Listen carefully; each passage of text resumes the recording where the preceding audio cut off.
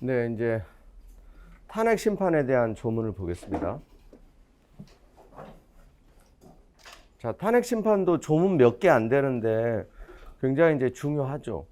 그래서 이제 탄핵 심판 절차에 관한 조문, 그리고 이제 실제로 대통령 탄핵 심판에서 이슈가 됐던 판례.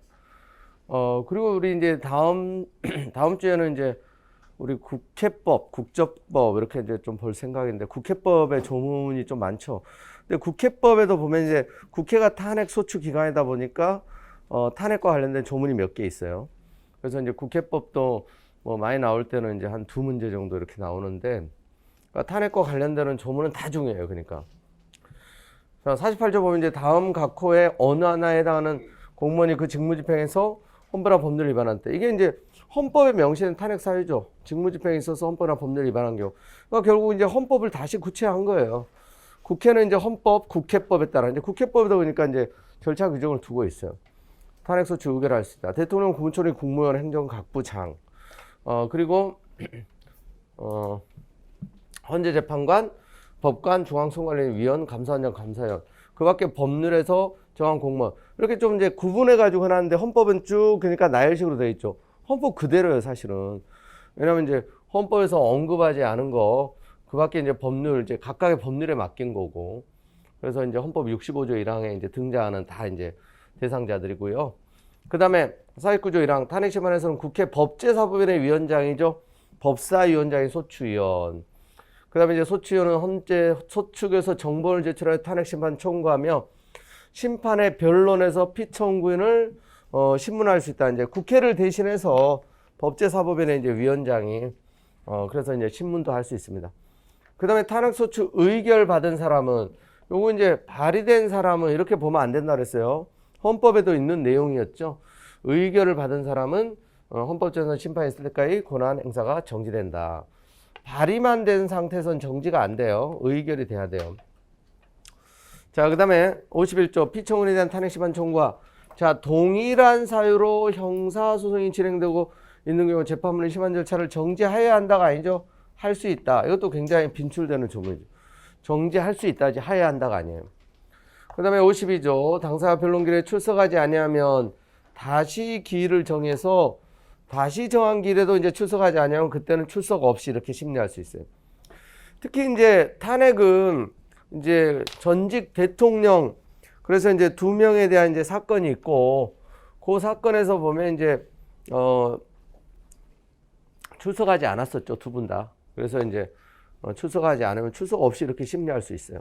마냥 기다릴 수 없기 때문에. 그래서 이제 이런 규정이 있다는 거 이제 알아두시면 되고. 자, 그 다음 53조 1항 탄핵심판 청구가 이유 있는 경우. 자, 여기 이제 이유 있는 경우 이렇게 돼 있잖아요. 이유 있는 경우. 이유 있다는 게 이게 결국 해석이 필요해요. 이유 있는 경우 피청구를 해당 공직에서 파면하는 결정을 선고한다 그랬죠. 파면. 공직에서 이제 쫓아내는 거예요. 그래서 이제 탄핵은 형벌이 아니라 그냥 징계벌이라는 거예요. 그래서 파면하는. 근데 이유 있다는 게 뭘까? 헌재가 어떻게 해석했죠? 중대한 법 위반. 직무집행에 있어서 중대한 법 위반. 이건 판례예요, 판례. 중대한 법 위반일 것을 요구한다. 그래서 이제 노무현 대통령 탄핵 사건에서는 이 법 위반의 중대성이 인정 안 돼서 기각됐었고요. 이유 없다. 박 대통령 사건에서는 이제 이유 있다. 그래서 이제 중대한 법 위반을 인정해서 파면 결정을 했던 거죠. 경미한 법 위반 가지고는 안 돼요. 아시죠? 특히 대통령의 경우는 대통령의 이제 헌법상 위상, 국민이 직접 선출한 대통령의 이제 민주적 정당성의 크기 이런 걸 고려해야 되기 때문에 그 중대한 법 위반을 판단함에 있어서 더 신중해야 된다는 거죠. 그거는 이제 판례예요, 판례. 아시겠죠? 이건 조문이고. 2항 피청원이 결정 선고 전에 해당 공직에서 파면. 자, 엄청 많이 나오죠, 이것도. 파면이 되었을 때 헌재는 심판 청구를 여기는 기각할 수 있다가 아니라 하여야 한다요. 기각해야 한다. 아시겠죠? 반드시 여기는 기각해야 되는 거예요. 근데 여기서 이제 또 대통령에 대한 판례를 생각하다 보니까 이것도 되게 질문을 많이 해. 우리 친구들이. 대통령을 누가 파면해요? 대통령에 대한 파면권자가 있어요? 없죠. 그러니까 이런 규정은 대통령에 대한 탄핵 심판 절차에서는 적용되기는 좀 부적절한 조문으로서의 성격이 있어요. 대통령이 아닌 이제 대통령에 의해서 임명된 고위공직자 같은 경우는 대통령이 이제 파면할 수가 있잖아요. 그런 이제 그러니까 이런 조문이 만들어지던 시절만 하더라도 입법자들은 그 당시 권위주의 시대고 또 여당이 다수석을 차지하고 입법을 주도하던 시절이기 때문에 막상 대통령에 대한 파면 절차, 탄핵 절차까지는 염두에 두지 않고 이런 걸 만든 거야. 이걸 만들던 시절만 하더라도 이제 이론적으로야 대통령도 이제 탄핵할 수야 있지만 그 시절에 그게 상상이 되던 시절입니까? 과거의 권위주의 시대에 압도적으로 국회는 항상 여당이 다수석을 차지하고 있고 각하의 그늘만 밟아도 불경죄에 걸릴 수 있는 그런 시대인데 근데 이제 이게 민주화되고 여야가 정권이 교체되고 그래서 실제로 대통령도 탄핵되는 시대에 와서 보니까 이건 좀 고쳐야 되겠다 이런 필요성. 근데 어찌됐건 이제 조문으로서는 이제 많이 나오고 아시겠죠? 그래서 이제 만약에 이제 대통령이 아닌 다른 공직자가 이제 임명권자에서 만약에 파면이 된다면 그러니까 파면은 가능하다는 거예요. 파면은. 그러니까 이제 절차적으로 이제 뭐가 이제 여러분 많이 또 나오냐면 여러분 탄핵 소추 발의된 경우하고 이게 이제 의결까지 돼야 되잖아요. 의결이 되어야 이제 그때 이제 권한 행사가 이제 정지되는 거죠. 피소차 권한 정지. 소추 의결서가 송달된 때. 그건 또 국회법에 있는 것들이에요. 국회법에. 송달된 때 권한이 정지. 그래서 발의 정족수 다르고 의결 정족수 다르잖아요. 제적 3분의 1, 제적 과반수. 대통령은 제적 과반수, 제적 3분의 2. 정족수가 다르죠. 그러니까 이 발의된 상태에서는 권한이 정지되지 않아요. 필수차. 이때는 이 단계에서는 사직할 수도 있고 임명권자가 해임할 수도 있고 파면할 수도 있고 이게 다 가능해요. 이 단계에서는. 근데 이렇게 의결까지 되면 이제 권한이 정지되죠. 그때는 이제 사직원 접수를 할 수 없다. 임명권자 해임할 수 없다. 근데 지금 파면은 돼요. 파면은. 그래서 그걸 되는 걸 전제로 파면되면 헌재는 이제 심판 청구를 기각하라는 거죠. 기각하여야 한다. 아시겠죠? 파면이 돼. 그러니까 파면은 이때도 가능하고 이때도 가능하고. 우리 이제 얼마 전에 법무부 장관이 탄핵 소추안이 발의됐었고 표결했는데 의결이 됐어요. 부결됐죠. 권한 정지되는 일이 없는 거예요. 헌재로 넘어가지 않고 그냥 끝나는 거예요. 사직해라, 해임시켜라, 뭐 이렇게 요구하지만 안 하니까 이제 보통 이제 탄핵 소추안이 발의가 되고 또 표결까지 가는 거예요. 만약에 이제 여기서 제적 과반수가 찬성을 해서 권한이 정지됐더라면 그 상태에서는 이제 해임도 사직도 못해요. 파면만 가능해. 파면이 되면 이제 기각하라는 거지. 기각. 목적이 달성됐으니까. 헌재가 파면 이상 결정을 못하니까.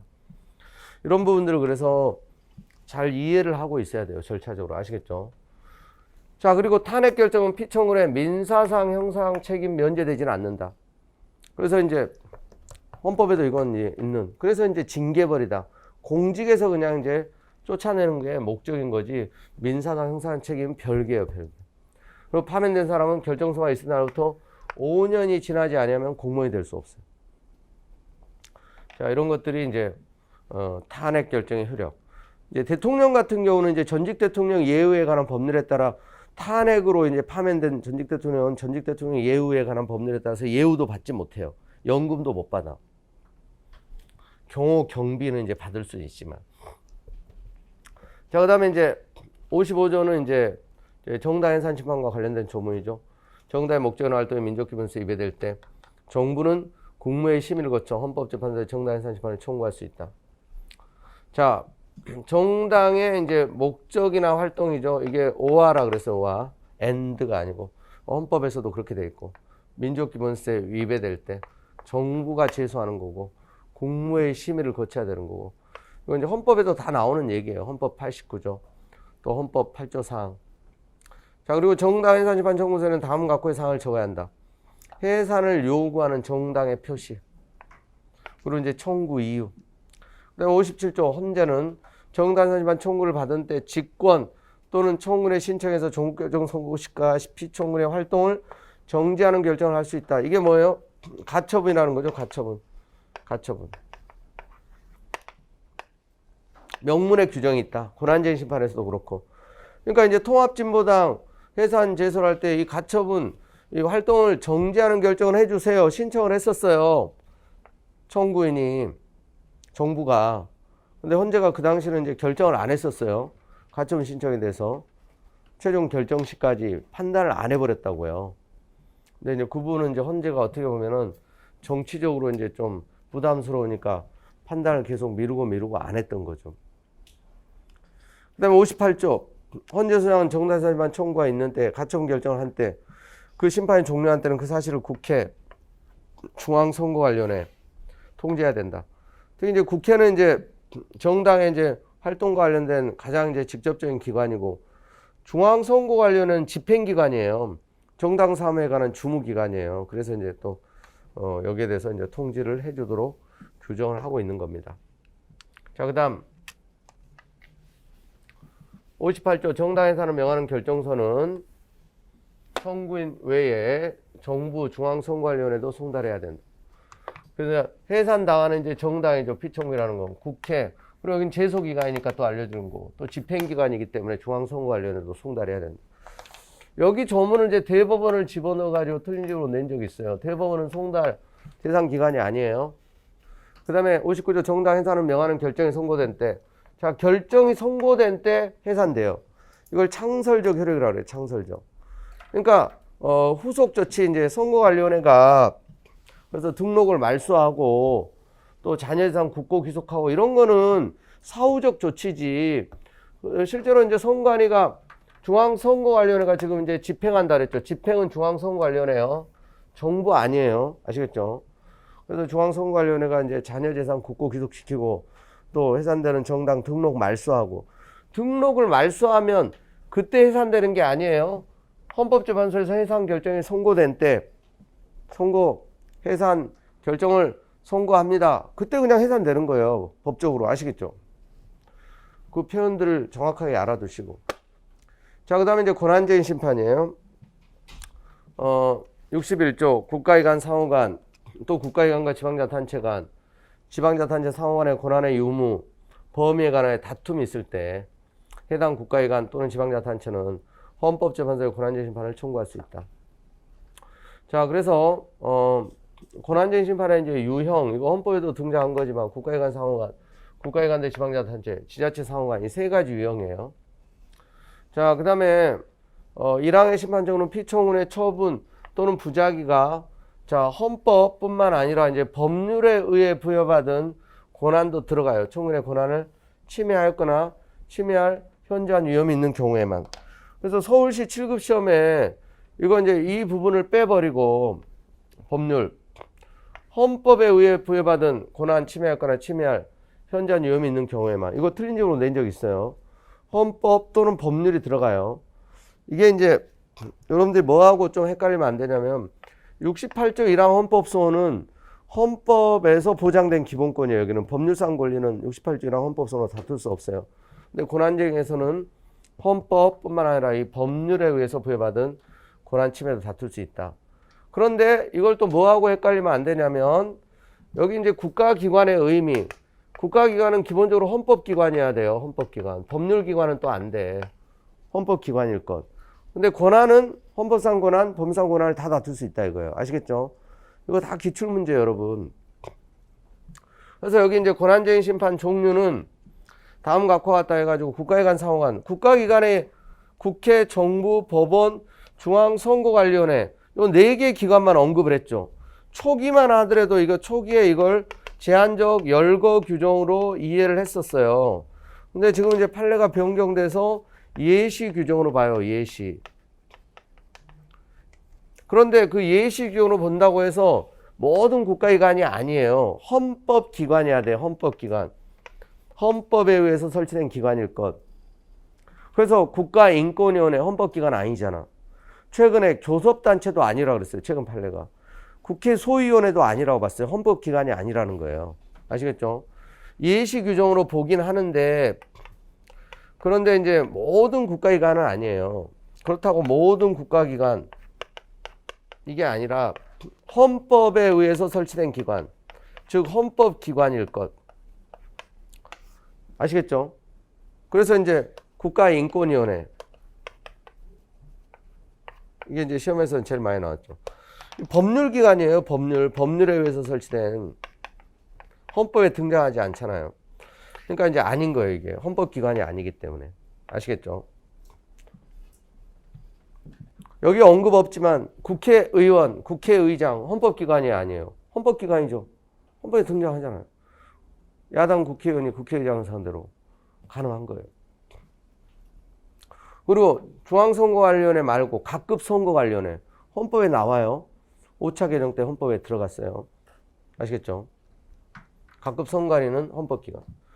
그 다음에 이제 국가기관과 지방자치단체. 자, 지방자치단체는 정부하고 특별시, 광역시, 특별자치시, 도 또는 특별자치도 간의 권한쟁의 이런 유형으로 이제 생길 수가 있고, 그 다음에 이제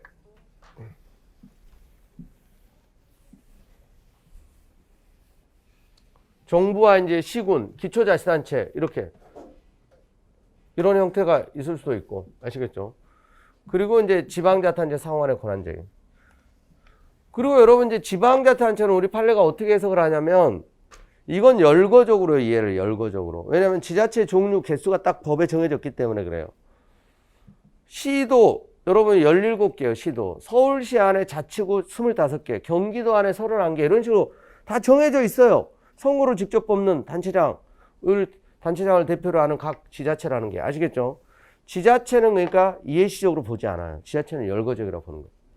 이 종류가 딱 정해져 있어 법에 그냥. 국가기관은 워낙 광범위하잖아. 그러니까 해석이 필요한데 초기에는 이제 제한적 열거적으로 봤다가 이제는 뭐예요? 예식적으로 본다. 그런데 모든 또 국가기관이 아니다. 헌법기관이어야 된다.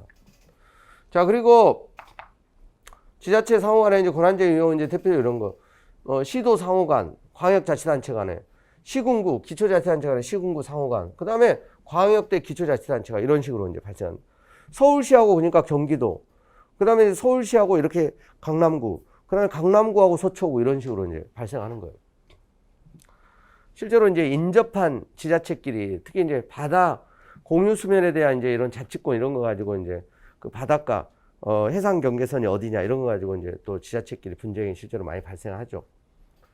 그 다음에 이항 권한쟁의가 교육, 지방교육 자체에 관한 법률 2조에 따른 교육, 학예에 관한 지방자치단체 사무에 관한 것일 때는 자 이때는 교육감이에요. 교육에 관한 집행관이 따로 있어요. 교육감이 당사가 된다는 것도 좀 알아두시고.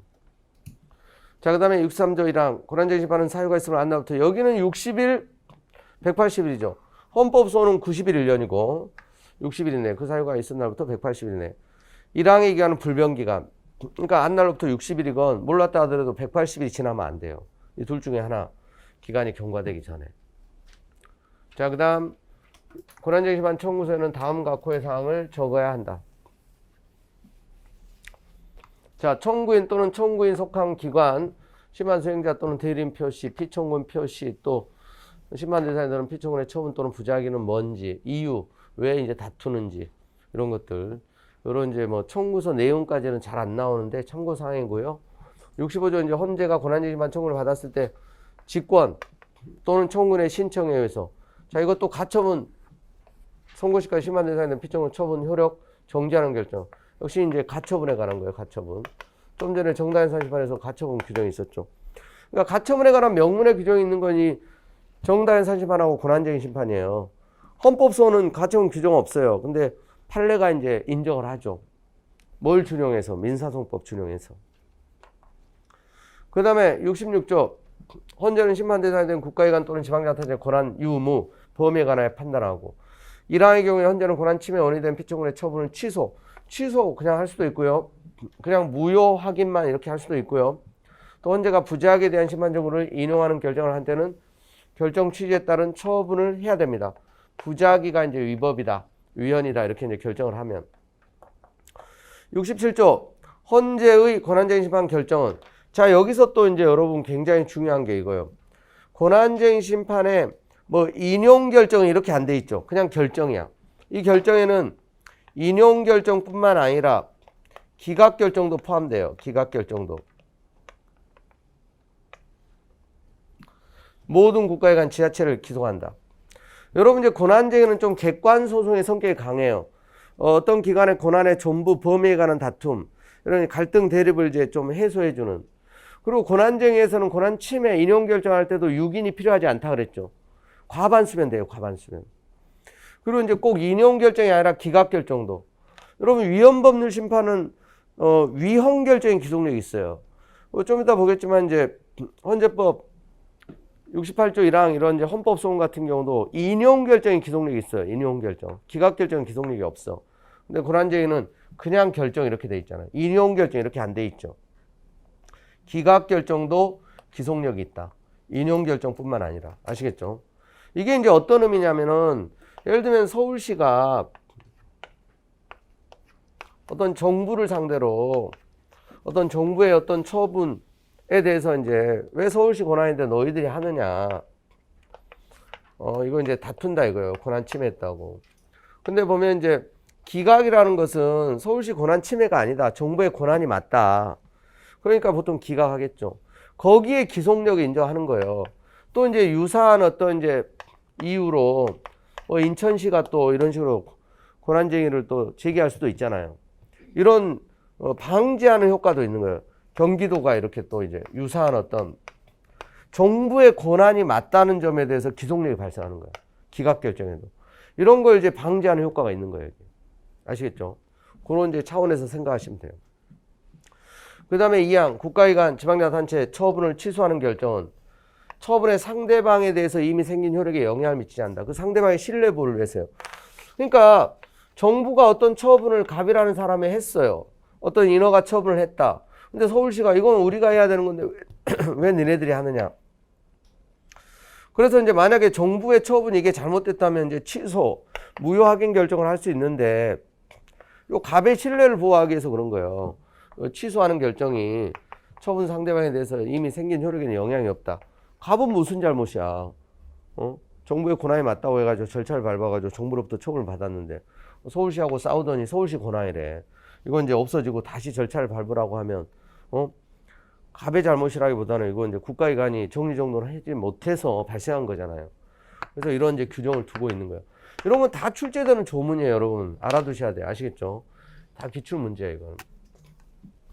자, 그 다음에 이제 68조 이제 헌법소원에 관한 거죠.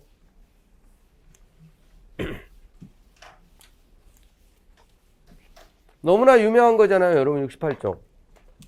공권 행사 또는 불행사로 인해서 헌법상, 여기는 그러니까 헌법상 보장된 기본권이잖아요. 법률상 권리는 아니에요. 헌법상. 물론 여기서 이제 헌법상 기본권이라는 게 헌법에 꼭 명시된 걸로 국한되지는 않아요. 해석상 이제 헌법적 차원의 기본권도 알 권리, 인격권, 생명권 명시 안 돼 있지만 헌법상 권리로 다 인정을 하죠. 그런 헌법상 권리, 기본권을 침해받은 자잖아. 침해받은 자. 자기 관련성, 현재성, 직접성이 여기서 도출돼요. 그러니까 침해도 받지 않은 자기 관련성이 없는 사람이 헌법소원을 제기할 수 없어요. 그리고 기본권 침해받은 자이기 때문에 기본권 주체만이 헌법소원을 제기할 수 있어요. 그러니까 공권력의 담당자, 국가기관, 공법인, 국가지자체는 원칙으로 기본 주체가 아니죠. 헌법소원을 제기할 수가 없어요. 근데 이제 68조 1항이 그런 거고 68조 2항은 또 예의가 달라요. 68조 2항은 41조 1항에 따른 법률의 위헌 여부 심판, 위헌 제청 신청했는데 기각이 됐을 때 오는 거야. 68조 2항은 꼭 기본 주체가 아니어도 돼요. 이거는 이제 지방의회가 실제로 이제 행정청이 행정소송에서 피고행정청이 위헌 제청할 수도 있어요. 꼭 원고 국민이 아니라. 그래서 68조 2항은 그냥 법률의 위헌 여부 심판 제청 신청을 했는데 그게 기각이 되면, 그래서 아까 이제 그 기각 결정에 대해서 제청 여부에 대한 결정에 대해서 항고할 수 없다 그랬죠. 일로 올 수 있기 때문에 그래요. 기각되면 그 신청을 한 당사자는, 여기서 신청을 한 당사자는 뭐 개별 국민일 수도 있고 행정청일 수도 있어요. 그 당사자가 이제 헌재에다가 헌법소원지만, 이름은 헌법소원이지만 이게 이제 본질은 위헌법률 심판이라는 거예요. 그래서 위헌 제청 신청을 했는데 재판 받다가 법원이 이제 기각을 한 거야. 기각. 제청을 안 해주고. 그래서 이제 그 신청을 했다가 기각결정 받으면 이제 기각결정 통지받은 날부터 30일 안에 이제 68조 2항 헌법소원의 형식으로 이제 헌재로 이제 가는 거죠. 그러니까 이거는 위헌법률 심판의 성격을 갖는 거예요. 재판 중에 이제 적용되는 법률에 대해서 위헌재청 신청했는데 법원이 기각했을 때. 명칭은 헌법소원이지만 헌재가 심판하는 건 법률이에요, 법률. 그 사건에 적용되는 법률. 그리고 당해 사건의 소송 절차에서 동일한 사유를 이유로 다시 재청 신청할 수 없어요. 왜냐하면 이제 이 30일 안에 기각결정 통일만 해서 30일 안에 가야 되는데 이건 이제 아차하는 중간에 30일 금방 지나가 버려요. 그러면 이제 그냥 각하돼, 각하. 68조 이항 가도. 그러니까 다시 위헌재청 신청을 할 수가 있겠지. 근데 그건 당해 사건의 소송 절차라는 것을 넓게 해석해요. 상소심 절차도 포함해요. 1심 재판 중에 위헌재청 신청했는데 기각이 되면 30일 안에 가야 돼. 30일 놓치고 나서 2심으로 가서 2심 재판 중에 또 위헌재청 신청하는 거 그것도 안 돼요. 이게 그런 의미를 포함하고 있어. 당해 사건 소송 절차에서 다시 위헌 심판 재청 신청할 수 없다는 게. 이런 게 이제 그 제소 기간과 관련이 있는 거예요. 68조 2항 헌법소원 심판은 위헌 여부 심판 재청 신청 기각하는 결정 통지받은 날부터 30일 안에 가라 그랬잖아. 30일. 예전에는 그나마 14일이었어요. 지금 이제 30일 날짜로 나오는 거고. 자, 그다음에 그 다시 68조 1항을 좀 보면 여기 이제 재판은 제외하고 있어요. 재판은 제외하고 어떤 공권행사 불행사로 기원 침해받으면 그래서 이제 헌법소원을 청구할 수 있는데 재판은 제외하고 그래서 재판에 대한 헌법소원은 안 된다. 물론 이제 예외가 있긴 있죠.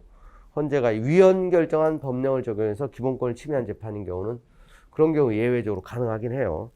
자, 그런 거 이제 본격적으로 공부할 때 보시면 되고 다른 법률 그 절차가 있는 경우에는 이게 보충소의 원칙이에요. 그 절차를 모두 거친 후에 최후의 수단으로 헌법소원을 제기해야 돼요. 아시겠죠? 자, 그 다음에 이제 제소기간 68조 1항 헌법소원 심판은 그 사유가 있음을 안 날부터 90일이죠. 좀 전에 고난쟁이는 60일이었죠. 그 사유 있는 날부터 1년. 둘 중에 하나의 기간이 경과되면 안 돼요. 둘 중에 하나의 기간이 경과되면 제소기간 통과. 다만 다른 법률에 따른 구제 절차를 거치느라고 이제 시간을 보냈다면 이걸 또 고려해줘. 그 경우는 이제 그 최종 결정 통지받은 날부터 30일 안에 가면 돼요. 다른 절차를 밟느라고 또 이제 시간이 걸렸을 테니까 최종 결정 통지받은 날부터. 그렇지 않은 경우는 이제 90일 1년 안에. 자, 70조. 헌법소원만 청구하는 자가 변호사를 데려온 선임할 자력이 없는 경우 헌재에다 국선대리인 선임하여 줄 것을 신청할 수 있어요. 우리 앞에서 이제 그 25조 사인이 당사인 심판 절차, 변호사 강제주의, 변호사를 선임해야 된다 그랬죠. 근데 이제 국선 대리인 제도가 이렇게 있기 때문에 위헌이 아니라고 봤었어요. 이 경우 69조에 따른 청구 기간 90일 1년은 국선 대리인 선임 신청이 있는 날을 기준으로. 그러니까 90일 또는 1년 안에 국선 대리인 선임 신청을 하면 된다는 거예요. 그렇게 선임된 국선 대리인인 변호사가 90일이 지나서 실제로 청구서 내도 그건 자기 잘못이 아니에요. 왜냐하면 이제 준비하는데 또 시간이 걸리기 때문에 이 선임 신청을 기간 안에 해주면 되는 거예요. 자, 1항에도 불구하고 헌재가 공익상에 필요하다고 인정할 때는 국선 대리인을 선임할 수 있다. 공익상 필요에 따라서 이제 헌재가 뭐 선임할 수도 있다는 얘기고요. 자, 이쪽 부분들은 그냥 조문 자체를 그냥 이해하시고 계속 이제 좀 숙지를 하도록 해야 돼요. 자, 그 다음에 70조 3항. 헌재는 제 1항 신청이 있는 경우 또는 2항의 경우에 헌재 기초로 정한 바에 따라 보통 이제 변호사 중에서 이제 국선 대리인 그래서 이제 선정을 한다는 거고요. 심판 청구가 명백히 이제 부족하다는 게 이제 명백히 이제 요건을 충족하지 못하는 이제 각하될 수밖에 없는 그런 또 그리고 뭐 이유가 없는 경우 기각될 사건이라든가 또 권리남용이라고 인정되는 경우는 선정하지 아니할 수 있다. 그러니까 불필요한 사건까지 다 뭐 선정해 줄 필요는 없기 때문에 그래요. 그다음에 4항 헌재가 국선 대리인을 선정하지 아니한다는 결정을 한 때에는 지체 없이 그 사실을 신청에 통지해야 되고 이 경우 신청이 선임 신청한 날부터 그 통지를 받는 날까지 기간은 69조 기간에 산입하지 않아요. 왜냐하면 이건 결국 이제 선임 신청을 날짜를 지켰는데 결국 이제 선임이 안 되면 이런 걸 계산해 버리면 이미 90일 1년 지나 버릴 수 있기 때문에 그러면 이제 이런 거 빼고 그때 이제 본인이 직접 사선 변호사 선임해 가지고 이제 또 절차를 밟을 수 있도록 하기 위해서 이런 규정을 둔 거라고 보시면 돼요. 그 다음에 5항 사망에 따라 선정된 국선 대리인은 선정된 날부터 60일 이내 72조 규정된 사항을 적은 심판 청구서를 헌재에 제출해야 한다. 그래서 또 국선 대리인이 또 너무 또 게을리 나태하면 안 되니까 이런 이제 규정을 둔 거고. 그 다음에 6항 사망에 따라 선정한 국선 대리인에게 헌재 기초로 정하는 그런 바에 따라 국고에서 그 보수를 이제 건당 이렇게 이제 지금 실제로 이제 한 50만 원씩 이렇게 이제 주고 있어요.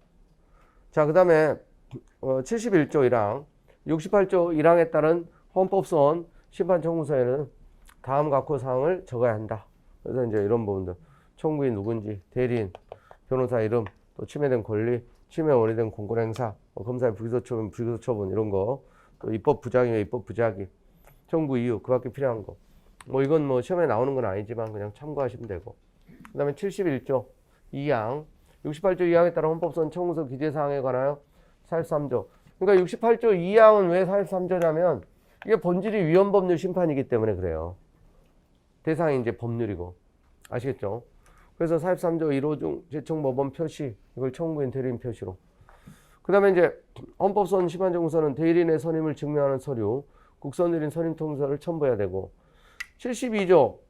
자, 헌재 수장은 헌법재판소 재판관 3명으로 구성되는 지정재판부를 두어. 그러니까 3명으로 구성되는 3개의 지정재판부가 있어요. 9명이기 때문에 헌법재판관. 뭐의 사전심사죠? 이게 굉장히 중요하죠. 헌법소원 심판의 사전심사. 즉 헌법소원 심판의 적법심사, 적법요건 심사하는 거예요. 그러니까 위헌법률 심판, 탄핵심판, 정당심판, 권한쟁심판 이런 것들은 다 전원재판부예요. 처음부터. 아시겠죠? 헌법소원 심판. 물론 여기서 헌법소원 심판은 68조 1항, 68조 2항 헌법소원도 여기는 들어가요. 사전심사, 요건을 갖췄는지, 기간 준수했는지, 변호사 선임했는지 이런 걸 이제 보는 거예요. 사망 지정재판은 다음 각호의 언한에 해당되는 경우 지정재판부 재판관 전원의 일치된 의견에 의한 결정으로 헌법 소원의 심판 정보를 각하한다. 자, 3인의 일치된 의견으로 다른 법률에 따른 구제 절차가 있는데 안 거쳤다. 보충성 원칙에 반할 때. 또 법원의 재판은 헌법소원 대상이 아니라 그랬잖아요. 근데 이제 재판에 대해서 이제 헌법소원 위반 청구했다. 그리고 기간 90일 1년 이 기간이 지났다든가 또 25조 변호사 강제주의인데 대리인 선임도 없이 청구됐다든가 그 밖에 이제 부적법하고 흠결을 보정할 수 없는 경우. 그러니까 자기 관련성이 있어야 되고 또 헌법상 기본 침해를 다퉈야 되고 그런데 이제 사인의 행위를 다퉜다든가 남의 기본권 침해를 다투다든가 기타 이제 이런 요건을 충족하지 못하면 3인의 일치된 의견으로 각하 결정을 하는 거예요. 일치된 의견으로 기각 결정할 수 있다. 막 그런 표현 나오면 틀려요. 기각이나 또는 이제 인용이라는 이런 결론은 전원재판부에서만 나올 수 있는 거예요. 지정재판부에서는 각하 아니면 전원재판부에 해부하는 결정을 하는 겁니다. 자, 72조. 그래서 지정재판부는 전원의 일치된 의견으로 사망의 각하 결정을 하지 아니하는 경우 결정으로 헌법소원 재판부 심판, 이 전원재판부 심판을 말해요. 심판에 해봐야 한다. 헌법소원 심판 청구 30일이 지날 때까지, 이것도 알아두세요. 30일이 지날 때까지 각하 결정이 없는 때는 역시 전원재판부 심판에 해부하는 결정이 있는 것으로 봅니다. 그냥 간주해버려요. 그 다음에 5항 지정재판 심리관에는 28조 등 이제 준용을 하고, 그 다음에 이제 필요한 거 헌재 규칙으로 정하도록 했고요. 13조 지정재판부는 헌법소원을 각하하거나 심판 해부 결정을 한 때는 그 결정일부터, 자, 여기는 14일이에요. 14일 이내 청구인 그 대리인 피청구인에게 통지를 해줘야 됩니다. 자, 그 다음에 또 70조 사항무단의 경우에도 마찬가지로 이제 통지해 주라는 거고. 자, 그 다음에 헌재 소양 헌법소원 72조 사항에 따라 재판부 심판 해부된 때 다음 각호의자에게 지체 없이 사실을 통지해야 된다. 법무부 장관. 그리고 68조 2항에 따라 헌법소원 심판의 경우는 청구인이 아닌 당해 사건의 당사자, 청구인은 아니지만 그 사건의 당사자가 있잖아요. 재판의 상대방. 이런 경우도 이제 지금 통지를 해주도록 하고 있어요. 그 다음에 74조. 자, 헌법소원 심판에 이해관계 있는 국가기관, 공공단체와 법무장관은 헌재에다가 의견서 제출할 수 있고요. 자, 그 다음 2항에 이제 68조 2항에 따른 헌법소원 재판부에 심판 해부된 경우에 역시 이제 이 준용 규정, 거기 이제 특히 44조 이제 위헌법인 심판에 관한 게 역시 준용되고. 자, 그 다음에 이제 75조가 또 중요한데, 자, 여기 좀 전에 권한쟁의하고 비교해 보세요. 헌법소원의 인용 결정이죠. 기각 결정은 기속력이 없어요. 기각 결정은. 근데 권한쟁의는 그냥 인용결정, 기각결정 다 기속력이 있었었죠. 자, 그 다음에 2항, 68조 1항에 따른 헌법소원을 인용할 때 인용결정서 주문에다가 침해된 기본권, 침해 원인이 된 공권행사 또는 불행사를 특정해야 된다.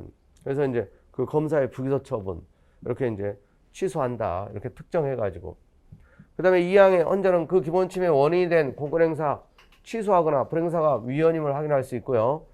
또 그 다음에 4항 헌재가 공권력 불행사에 대한 헌법소원을 인용하는 결정을 그러니까 어떤 입법 부작에 대해서 위헌임을 확인하는 이런 이제 인용 결정을 한다. 그런 결정 취지에 따라 새로운 처분, 즉 입법을 해야 되는 거예요. 아시겠죠? 그 다음에 5항, 2항의 경우에 헌재는 공권행사 또는 불행사가 위헌인 법률 또는 이제 법률 조항에 기인한 것이라고 인정될 때는 인용 결정에서 해당 법률 조항이 위헌임을 그러니까 법률에 대한 위헌 결정도 이제 이렇게 이걸 부수적 규범 통제라고 해요. 그러니까 검사의 불기소 처분이 보니까 이제 잘못됐는데 그게 위헌인 법률 조항 때문이더라. 그럼 그 근거 법률 조항까지도 위헌임을 같이 선고할 수 있다는 거예요. 그래야 이제 어떤 이 근원적인 해결이 될 수 있기 때문에 그래요. 아시겠죠? 요런 이제 조문이 있다는 거 이것도 다 출제된 적이 있어요. 근거 법률까지도 같이 이렇게 위헌 선고할 수 있다는 거 알아두시고.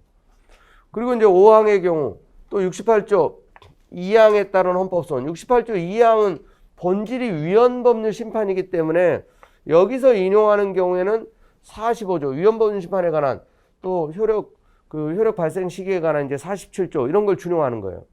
법률의 위헌 결정, 모든 국가기관 기소하고 또 장래를 향해서 효력이 발생하고 그리고 또 형벌조항이면 소급표 이런 것들이 이제 준용되는 거예요. 준용. 68조 2항하고 지금 5항의 경우 5항에서도 이제 법률 조항이 이제 같이 위헌 선고될 때 그게 법률이기 때문에 법률에 대한 위헌 결정, 위헌법률 심판처럼 장래를 향해서 형벌조항이면 소급해서 그런 이제 45조, 47조를 그래서 같이 준용하는 거예요. 대상이 법률이기 때문에 그래요. 아시겠죠? 그래서 이런 부분들이 이제 68조 2항 헌법소원이 확실히 위헌법률 심판의 본질을 갖는 것을 보여주는 이제 관련 규정인 거예요. 본질이 위헌법률 심판이다. 자, 그 다음에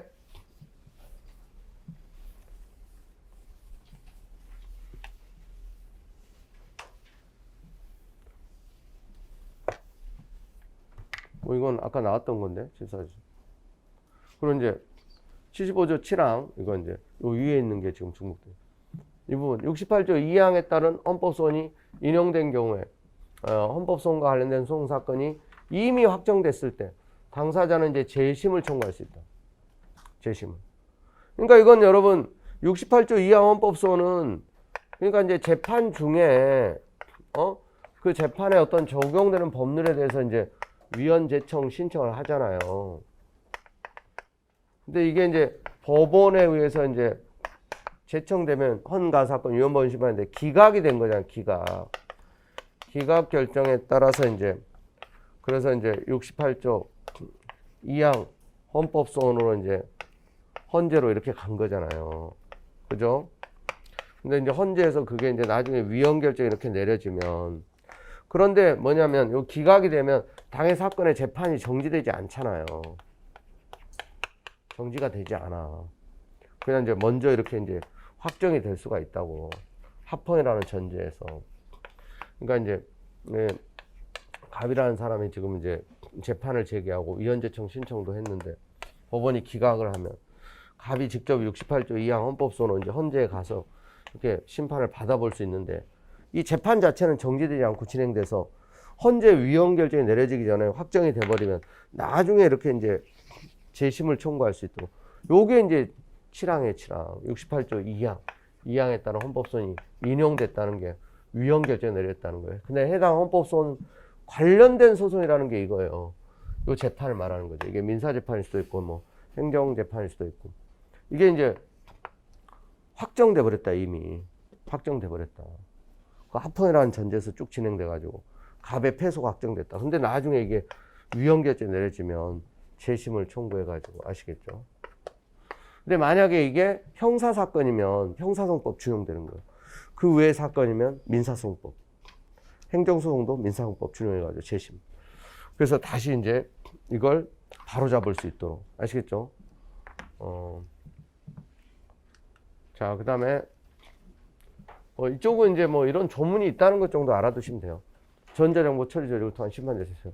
앞으로는 이게 많이 활용될 거야 아마. 근데 아직은 이제 뭐 오프라인에 선호하는데 각종 심판자 당사자 관계는 청구서 이 법에 따라 제출 그 밖에 서면 전자문서화 해가지고 정보통신망 인터넷을 이용해서 현재 지정 운영하는 전자정보 처리 조직을 통해서 이제 제출할 수 있어요. 이렇게 제출된 문서는 오프라인에서 이제 제출된 서면하고 다 똑같은 효력. 이렇게 이제 제출된 전자문서는 전자정보 처리 조직에 전자적으로 기록된 때 접수된 것으로 본다. 지금 그래서 다 인터넷 현재 이제 사이트 들어가면 인터넷으로도 헌법소원위반도 청구할 수도 다 돼 있어요. 국선대리인 선임 신청도 인터넷을 통해 하고 아시겠죠? 자, 이런 규정이 이제 지금 있다는 거 알아두시면 돼요. 전자문서 접수된 경우 헌재 규칙으로 정하는 바에 따라 당사자 관계를 전자력 방식으로 또 접수 사실을 즉시 알려야 되고 또 취입지조도 당사자 관계는 헌법정원에서 제출한 전자문서에 헌법정원에서 규칙으로 정한 바에 따라 본인은 확인할 수 있는 전자서명을 해야 된다. 그리고 이제 2항의 재판관 이제 또 서기 이런 부분에 대해서 전자문서 작성하는 경우에 또 전자정보법에 따른 행정 전자서명 해야 되고 그리고 이제 그 78조 이제 헌재는 당사자 관계는 전자정보 처리 또 연계된 정보통신망을 위해서 결정서 입었다는 각종 서류 송달할 수 있다는 거고 다만 이제 당사자 관계인이 동의하지 않은 경우에는 그러하지 아니하다. 아직 이런 거에 이제 익숙하지 않은 경우 또 상대방이 이제 동의하지 않았었을 때는 여전히 이제 뭐 옛날 방식으로 이제 해야 된다. 자, 그리고 이제 나머지 뭐 이제 그냥 참고하시면 되고요. 나머지 조문은 뭐 특별히 나올 가능성 많지는 않다. 여기 이제 또 전자정보 이런 처리 조직 장애로 이제 또 불가능하면 또 역시 이제 민사송법에 따라 송달할 수 있다는 거. 여기까지가 다예요. 그러니까 너무 지엽적인 거는 지금 이제 패스하시고 특별히 강조했던 특별심한 절차. 여러분들이 이제 공부를 하신 분들은 아실 거예요. 일반 절차, 특별심한 절차 많이 나오는 조문들은 출제 빈도가 높으니까 잘 숙지를 하시면 돼요. 자, 수고하셨습니다.